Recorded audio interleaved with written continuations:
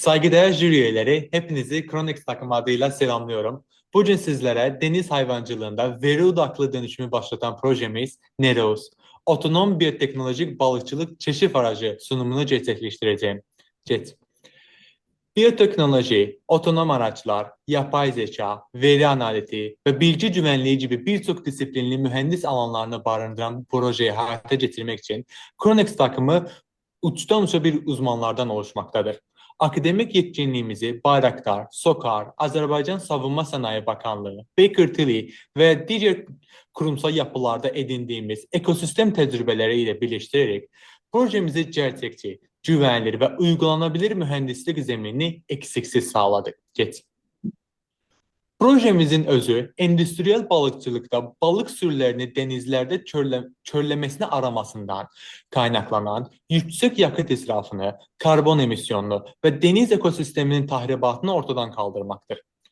Çözüm yaklaşımımız insansız deniz aracıyla sahadan eş zamanlı çevresel DNA ve akustik sonar verilerini toplayıp işlemek, bu verileri bulut mimarisi üzerinden anlık karar destek haritalarına dönüştürmektedir. Hedef kitlemiz operasyonel maliyetleri düşürmek isteyen ticari balıkçılar, su ürünleri kooperatifleri ve denizlerimizde yasal kotaları denetleyen kamu kurumlardır. Beklenen etkimiz ise boşa yapılan arama seyirlerini bitirmek, filolarda yakıt ve karbondioksit salımını en aza indirmek, hedef dışı avlanmayı önleyen biyoçeşitliliği korumaktır. Projemizin temel gerekçesi denizsel üretimde sürü konumlarının belirlenmemesi nedeniyle uygulanan geleneksel deneme yanılma yöntemidir. Bir ticari av gemisi denizde geçirdiği sürenin 40 ile 50%'ni balık aramak için boşa motor çalıştırarak harcamaktadır. Nereus'un temel amacı akustik sensör ve environmental DNA'ya sahip otonom bir ön keşif aracı geliştirerek sektörü çöllemesine arayıştan veri güdümlü ve planlı bir hasilat modeline taşımaktır. Sahadaki en somut faydamız kaptanlara henüz limandan çıkmadan balık sürüsünü nokta taşı koordinatı ile bulmak ve böylece yakıt masraflarını 30 ile 50% arasında azalmaktadır. Aynı zamanda moleküler tür tespiti sayesinde avlanması yasak türleri ağa takılmasını önleyerek yasal kotaları koruma altında sağlamaktadır. Ele aldığımız problemin ciddiyetini ulusal verilerle kanıtlayalım. Dünyadaki balıkçılıkta balık sürülerine yerini tespit edebilmek amacıyla yılda yaklaşık 40 milyar litre yakıt tüketmektedir. Bu körlemesine arama turları atmosfere her yıl 179 milyon ton karbondioksit salımı yapmaktadır. Gıda Tarım Örgütü verilerine göre deniz balığı stoklarının 35%'i aşırı ve kontrolsüz avlanma nedeniyle tükenme tehlikesiyle karşı karşıyadır. Bu durum gıda az güvenliğimizi doğrudan tehdit eden bir mikrokrizdir. Problemimizi biz 4 ana boyutta inceliyoruz. Ekonomi ve iş gücü üzerinde operasyonel yük, gıda arz güvenliği, ekoloji tahribat ve en önemlisi mevcut çözüm açıkları. Gemi sensörleri sadece geminin dikine altından dar bir alanı görüyor. Sürekli insan takibi gerektiriyor. Ve en önemlisi akustik eko üzerinden balığın türünü tespit edemez. Bu ise bizim mevcut gemi sensörleri veya uydular bu işi çözmüyor sorusunun cevabıdır.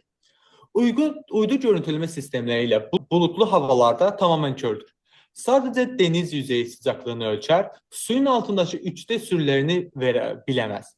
Nereus ise bu teknolojik sınırları aşmak için tasarlanmaktadır. Nereus tüm bu kısıtları ortadan kaldıran 4 kademeli çalışma mantığına sahiptir. İnsansız araçımız açık denizde belirlenen rotada insan müdahalesi olmadan devreye giriyor. Sudaki genetik materyaldan eDNA tür tespiti yapılarken eş zamanlı sonar ile biyokütle hacmi ölçüyor. 3. Bu veri farklı kaynaktan gelen verileri Python algoritmalarıyla birleştirerek tür bazlı yoğunluk haritalarına dönüştürüyor. Sonuncu ise veriler SQL tabanında bulutta, oradan da kaptanlar için Power BI panellerine aktarılıyor. Son olarak da kaptanlar henüz limandan çıkmadan balığın türünü ve nerede olduğunu bilebiliyor. Şimdi ise matematiksel anlamı ve MATLAB simülasyonu için sözü takım arkadaşıma devrediyorum. Teşekkürler. Teşekkürler. Şimdi Neros'un kalbi olan yöntem kısmına geçiyorum. Sistemi iki katmanda uyguladık. Fiziksel veri toplama ve dijital veri işleme. Fiziksel katmanda iki veri kaynağı eş zamanlı çalışıyor. Moleküler DNA örnekleme Araç deniz suyundan genetik materyal toplayıp hangi türün orada bulunduğunu tespit ediyor. Laboratuvar analizinin normalde saatler sürdüğünü biliyoruz. Biz bu süreci araç üzerindeki hızlandırılmış moleküler tarama modülüyle dakikalar seviyesine indirmeyi hedefliyoruz. Yani kaptanın kararını beklemeden veri sağlayacak bir hız. İkinci kaynak ise akustik biyokütle tarama. Sonarla sürünün yoğunluğunu ölçüyoruz. Bu ikisinin veri füzyonuyla birleştirip tür ve yoğunluk bilgisini birlikte üretiyoruz. Dijital tarafta ham veri özgür Python algoritmaları ile işlenip yoğunluk haritalarına dönüştürülüyor. SQL veri tabanında depolanıyor. Power BI panellerinden kaptana doğrudan anlaşılır bir rota olarak sunuluyor. Aracın kontrolü için ise MATLAB ve Simulink üzerinden PID kontrolcü tasarladık. Kararlı akademik olarak doğrulanabilir ve düşük hesaplama yüküyle çalışan bir yapı. Akıntı ve engel senaryolarına karşı yörünge planlama ve seyir simülasyonlarını da test ettik. Doğrulama tarafında hazır paketler kullanmadık. Otonom modelleme, veri tabanı ve görselleştirme tamamen kendi kodumuz. YDN ve akustik verinin doğruluğunu Python analizörleriyle ölçüp simülasyon verilerini SQL'e işleyip Power BI'de anlık doğruladık. Nerede olduğumuzu açıkça söylüyoruz. Kontrol algoritmaları, Python veri hattı ve SQL şeması tamamen kodlandı. Şu an üzerinde çalıştığımız kısım gerçek zamanlı sensör verisiyle gövde mekaniklerinin donanım çevrim içi entegrasyonu. Bu aşamada bir konsept kanıtı sunuyoruz. Saat esleri takvimimizde Temmuz-Ağustos 2026'da. Yazılım mimarisi sahadan gelen veriyi anlık işleyip SQL'e aktarıyor. Power BI ise otomatik olarak rotaya dönüştürüyor. Peki biz neden farklıyız? Gemi sonarları sadece aracın altını tarıyor ve sürekli mürettebat gerektiriyor. Uydu görüntüleme geniş alan tarasa da yalnızca ihtimal haritası veriyor. Bulutlu havada çalışmıyor. Hala insanların yorumunu istiyor. Nereus ise düşük maliyetle YDN sayesinde genetik kesinlikle tam otonom ve hava koşulundan bağımsız çalışıyor. Özgünlüğümüz şu.